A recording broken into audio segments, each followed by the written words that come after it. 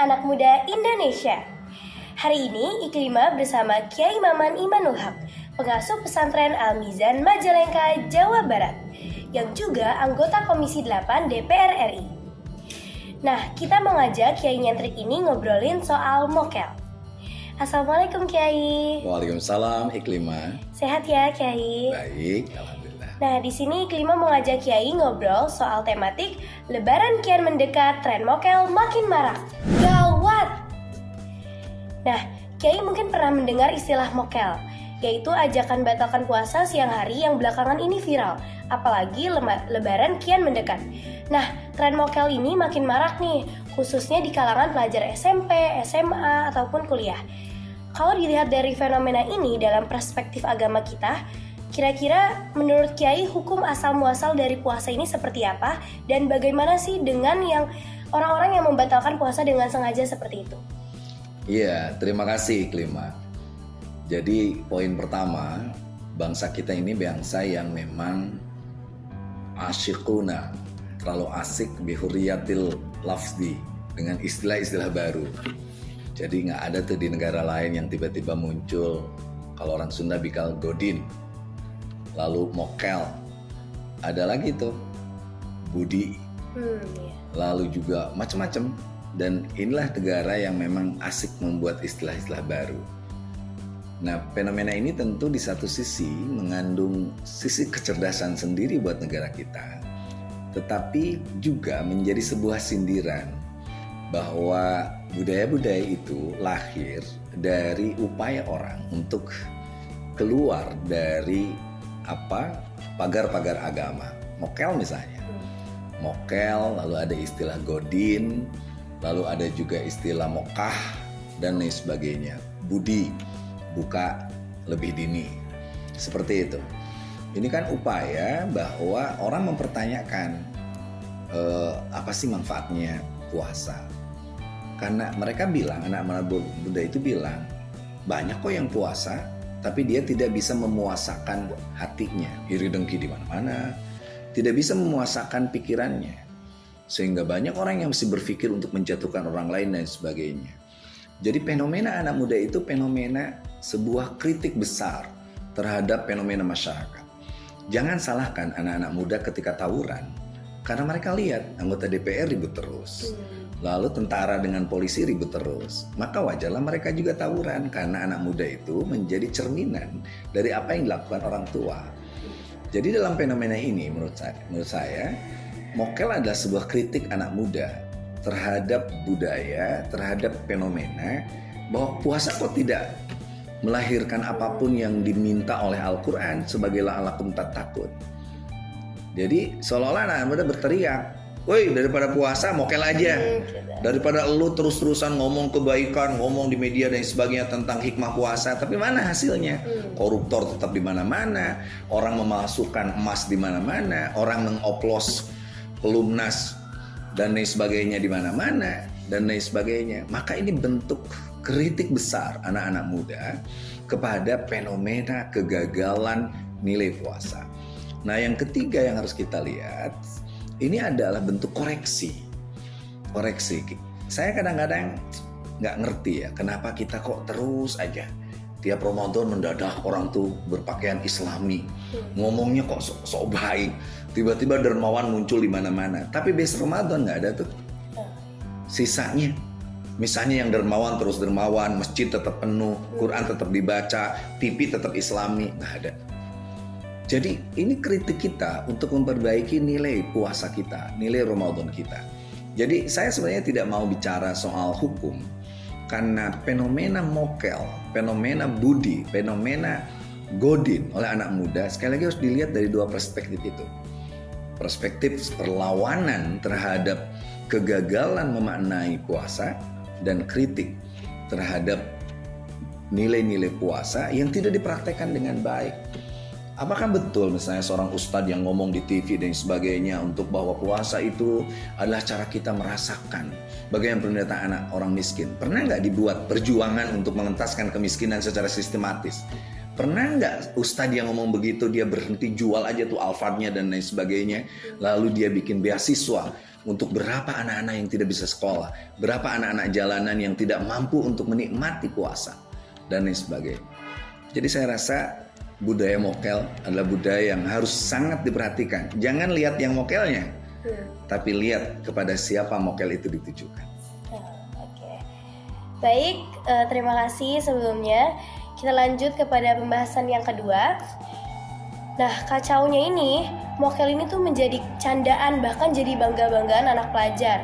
Nah, kalau candaan dan banggaan dalam melanggar aturan dalam agama kita sendiri tuh seperti apa, Kiai? Iya, kita dilarang untuk mempermainkan agama. Kita dilarang untuk mempermainkan tata nilai dan hukum. Tapi sekali lagi, anak muda itu selalu punya cara untuk mengkritisi bahwa orang yang diragukan keberagamaannya, orang yang dianggap melecehkan agama itu disebut dalam Quran bukan orang yang tidak sholat, tapi orang yang sholat. Ara'aital ladzi yukadzibu bid-din fadzalikal ladzi yad'ul yatim. Ada orang yang sholatnya rajin tapi maksiatnya rajin. Ada orang yang bolak-balik di masjid i'tikaf tapi dia puluhan tahun dengan tetangganya tidak selesai. Ada orang yang wudunya sampai khusyuk, sampai berkuyup-kuyup. Pertanyaannya, pernah nggak dia mikir bahwa air yang dia pakai itu sebenarnya dibutuhkan oleh orang-orang yang daerah kekeringan? Atau dia punya kepedulian terhadap menghilangkan apa yang disebut solokan yang tersumbat? Ini ada orang yang wudhunya serius banget, tapi dia buang sampah sembarangan. Kayak gitu. Jadi kalau cara anak-anak muda bercanda dengan mokel, seolah bangga, aku udah mokel jam 8, wah aku apa lagi? Dari mulai pagi udah mokel. Nah, itu sebenarnya sesuatu yang sangat-sangat tidak baik. Tapi harus dilihat ada fenomena apa di balik mokel itu. Bahwa ada orang yang bolak-balik haji, bolak-balik korupsi. Bahwa ada orang yang fasih membaca Quran tapi fasih mencaci maki orang. Bahwa ada orang yang pakai surbannya besar, udung-udung besar, jubahnya besar, tapi sombongnya besar banget. Seolah-olah dia nasabnya paling bagus, seolah-olah dia keturunannya paling hebat dan nganggap orang lain menjadi warga nomor 2. Ini Indonesia. Tidak ada warga nomor 2. Semua warga nomor 1. Semua orang punya hak hidup yang lebih baik di sini. Semua orang wajib punya hak untuk pendidikan, kesehatan dan lain sebagainya. Maka yang mokel ingin bercerita kepada alam, kepada dunia ini. Ketika dia bilang, "Woi, aku mokel." Itu seolah-olah ingin menggedor kesadaran kita, kuping-kuping penguasa, kuping-kuping punya otoritas keagamaan. Orang-orang yang selama ini hidup di jubah-jubah kemegahan dan sebagainya, lu lebih baik mokel daripada pura-pura puasa pada sebenarnya kamu nggak puasa. Daripada pura-pura lu sholat tapi sholat lu nggak punya aspek apapun terhadap pengentasan kemiskinan dan lain sebagainya. Itu sebenarnya. Jadi kalau tadi Iklimah bilang ini makin gawat, ya gawat. Semakin banyak yang mokel, semakin yakin bahwa semakin banyak orang yang melakukan mokel kekuasaan, mokel struktural, mokel nilai-nilai keagamaan dan lain sebagainya. Mereka mungkin puasa dari mulai pagi sampai sore, tapi mereka telah mokel, telah membatalkan niat tinggi dari keagamaan, yaitu kemanusiaan. Banyak orang yang beragama sangat tinggi, tapi kemanusiaannya lemah. Banyak orang yang rajin ritualnya tapi sosialnya nol. Buktinya kemiskinan tetap di mana-mana, kebodohan di mana-mana, perpecahan di mana-mana. Lalu mereka dengan fase mengutip ayat kiri kanan. Maka yang mokel tuh akan teriak, "Woi, mokel aja lu daripada lu fase baca Quran, tapi lu juga fase menyebarkan kebencian dan lain sebagainya." Oke, baik. Nah, itu ya teman-teman. Jadi memang tren mokel ini adalah suatu hal yang sangat gawat dan mungkin banyak orang yang membangga-banggakannya. Bahkan tren ini juga bisa masuk di kalangan santri yang paham agama loh.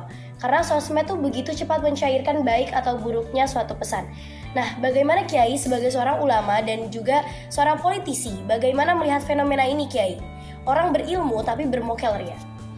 Ya, kita tahu bahwa manijdada ilman walam yajdad hudan lam yajdad minallah illa bu'dan. Ilmu itu sesungguhnya harus membuat orang lebih memiliki nilai-nilai hidayah Tuhan. Semakin tinggi ilmunya, semakin tinggi kasih sayangnya. Semakin tinggi ilmunya, semakin malu. kalau dia membiarkan tetangga kelaparan dan lain sebagainya. Nah, fenomena mokel di anak muda itu sama dengan fenomena orang yang tiba-tiba ingin mendapat gelar doktor tapi lewat plagiator. Tiba-tiba ada orang yang jadi sarjana, profesor, tapi korupsinya gede-gede banget.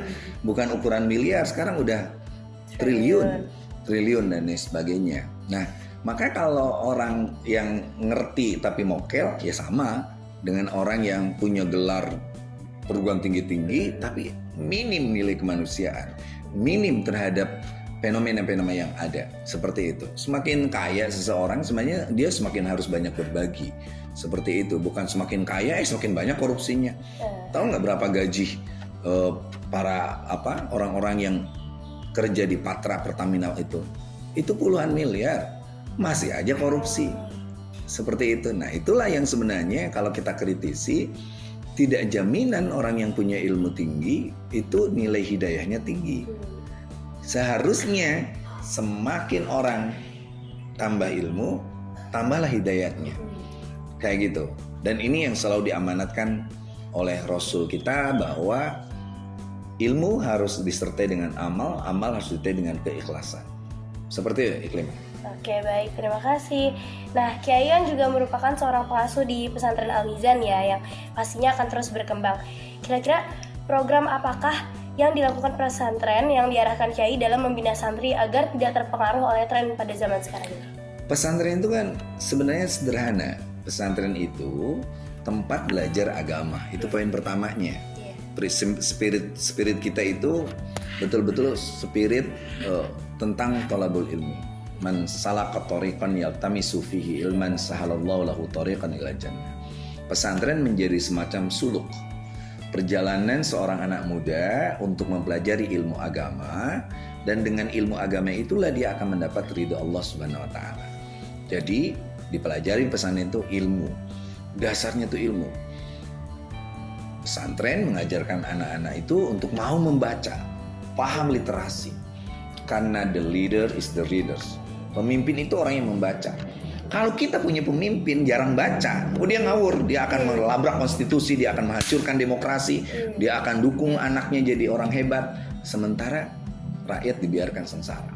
Nah, janganlah, betul. Jangan. Yang kedua, di pesantren itu diajar tentang apa yang disebut dengan amalia. Kita sholat berjamaah, wirid, zikir, puasa Senin Kemis, bangun malam. Karena kebiasaan itu, Stephen Covey mengatakan tentang pentingnya kebiasaan. Orang yang dibiasakan, orang Jepang itu tidak dinilai orang berapa nilai kamu, tapi siapa yang antrinya benar. Wah, dia lebih hebat. Karena matematik bisa diajarkan, tapi kalau kedisiplinan harus dibiasakan. Orang Indonesia kan banyak yang dia gelarnya profesor dokter tapi nggak mau antri. Makanya kalau di Jakarta, di luar negeri, kalau lihat ada orang udah macam-macam soal antri, oh pasti Indonesia. Jadi orang Indonesia itu terkenal banget, tidak mau antri, tidak mau ribet, kalau ngurus izin-izin harus bayar, suap dan lain sebagainya, birokrasinya punya prinsip, kalau gak bisa dipersulit, kenapa dipermudah? Kayak gitu. Lalu pemimpinnya bikin citra-citraan, tanpa ada dampak sosial terhadap masyarakat. Ada gubernur kerjanya bikin aja alun-alun di mana-mana, sementara jalan akses ke desa, pertanian dan sebagainya nggak diurus. Kayak gitu. Nah, yang ketiga, di pesantren itu diajarkan tentang akhlak, etika, bahwa mencintai sesama, menyayangi sesama teman, menghormati guru, itu diajarkan. Sampai ada satu cerita menarik. Saya dulu pernah di Kajen. Ada seorang tokoh besar namanya Mbah Mutamakin. Salah satu keturunan Mbah Mutamakin itu namanya Kiai Abdullah Salam. Ya, dia seorang waliullah. Jadi kalau Mbah Mutamakin keluar di tempat majelisnya, puluhan ribu orang dengerin, suatu saat beliau udah naik di atas mimbar. Tiba-tiba lewat tuh tukang cincau. Tahu cincau nggak ya? Iya, tahu. Nah, tukang cincau. Dia turun. Dia cium tangan tuh tukang cincau. Lalu dia naik lagi, orang kan terkejut karena pengajian, terus aja pengajian, karena seperti itu. Beres ada yang nanya, Mbah, kenapa takzim banget kepada tukang cincau? Dia bilang, dia guruku. Waktu aku belajar alif ba'ta, maka guruku yang ngajarin itu. Jadi aku punya kewajiban untuk mendatangi tukang cincau yang itu adalah guruku. Di pesantren itu tidak ada yang namanya bekas guru. Apalagi sekarang ada kenakalan anak-anak itu. Bagaimana tiba-tiba guru yang mempersulit, disikat atau dibully. Di pesantren enggak. Kita belajar walaupun satu huruf, maka kita sudah menjadi hamba bagi sang guru itu. Karena apa? Ridho guru menjadi keutamaan kita dalam bermanfaat. Nah makanya poin terakhir setelah ilmu, amaliyah, lalu adab, di pesantren itu tujuan kita hanya 2. Apa itu? Futuh dan berkah. Saya itu 3 tahun tuh belajar nahu sorof tuh pusingnya minta ampun. Tiap hari ketemu kalamun, laftun, mufidun, kastakim, apa maknanya? Udah gitu disuruh nasrib, nasoroyan, suruh nasron, mansoron kayak gitu. Nggak ngerti tuh. Tetapi guru saya, Kiai Ali Imran bilang, udah kamu istiqomah aja, tugas kamu tuh hanya ngaji, ngaji, dan ngaji. Tahu nggak? 3 tahun kemudian Allah kasih saya futuh. Tiba-tiba terbuka. Wah, saya bisa baca Jurumiyah, baca Imriti, saya hafal Alfiyah Ibnu Malik. Lalu saya bisa demonstrasikan itu bagaimana cara ngi'rab, ngi'lal, qola, aslu, qawala, dan lain sebagainya. Bukan karena saya hebat, tapi karena guru-guru kita tuh 24 jam doain kita. Kiai Mahrus Ali Lirboyo itu hafal seluruh nama santrinya yang puluhan ribu dengan alamatnya dan orang tuanya. Guru kita nggak ada tuh yang gitu, yang di guru di sekolah-sekolah. Kadang-kadang nggak tahu namanya, nggak tahu orang tuanya. Yang penting gue ngajar dapat gaji, setelah itu pulang. Kadang-kadang ya itu kalau ada muridnya yang agak cantik malah dipacarin kan, naudzubillah min dzalik. Nah kayak gitu. Di pesantren nggak. Semua guru punya alaqatur ruh terhadap murid-muridnya. Maka lahirlah presiden dari pesantren namanya Gus Dur, lahirlah wakil presiden dari pesantren namanya Kiai Ma'ruf Amin, lahirlah menteri-menteri dari pesantren, Pak Muhaimin dan lain sebagainya. Karena di pesantren diajarkan poin-poin itu. Oke, baik. Keren banget ya, emang pesantren itu mengajarkan kita juga biar takzim kepada guru. Jadi kita mendapatkan berkah juga, bukan cuma ilmu tapi juga keberkahan dari guru yang membuat akhirnya santri-santri itu menjadi sukses ya. Oke, jadi asik banget ya ternyata ngobrol sama Pak Kiai, berisi berilmu, pokoknya full ilmu dan juga santai. Makasih ya Pak Kiai. Makasih Iklima. Ya, makasih banyak buat semua ilmunya udah dijelasin. Apalagi itu saya mengambil kutipan, the leader is the reader. Jadi pemimpin itu adalah orang yang membaca gitu. Jadi kita bisa mendapatkan ilmu dari membaca buku ya. Kalau nggak ada buku kita hanya membicarakan hal omong kosong yang sebenarnya nggak ada artinya gitu.